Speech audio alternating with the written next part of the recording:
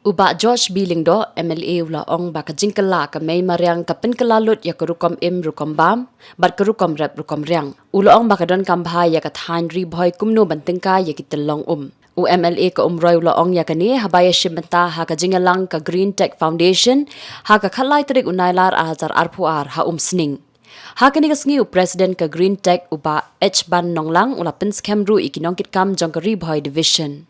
Ini tahun hamil bila tidak kemudian dari sini dari tahun ikut tradisi lokal, buat khusus ikut. Atau lain kalian pun sama dia, hai bor berjuki, hai jumut berjuki nak orang yang besar, ya ini. Itu artinya ikut ini kan. Khubor climate change, the effects of climate change. Ini jadi pelajar pemimarian, buat umur kita ikut. Ini ciklah pemimarian kita lalu. Dia kirim ubah kirim trade atau komplek berkomersi. Antara baal mengirim yang climate mitigation, bah kadang kita menifun Rusia, ia ini jadi telah kemudian. Dan kini kita intipat pemilihan, dan kini kita intipat pemilihan.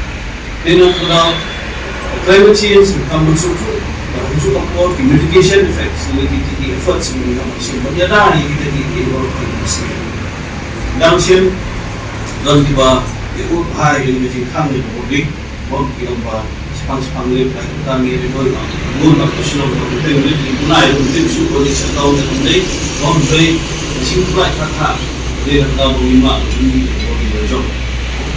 Dah potong Bhoi itu dia kita berhubung ia berhubung dengan Jylla Bhoi, Bhoi jimlah yang show yang jong lebih CL buat kita tahu apa Naka Islam juga seperti macam orang begitu kita dia kasih Jylla. How mulai dari film Islam, how mulai buat once some Islam ini kita membuat Islam. Lagi itu harus kasih lagi ini. Jadi Bhoi ini jiwan jo clear, jiwan jo Tyllong, jiwan jo ini orang buat member yang Khubor juga sekarang. Itu isu.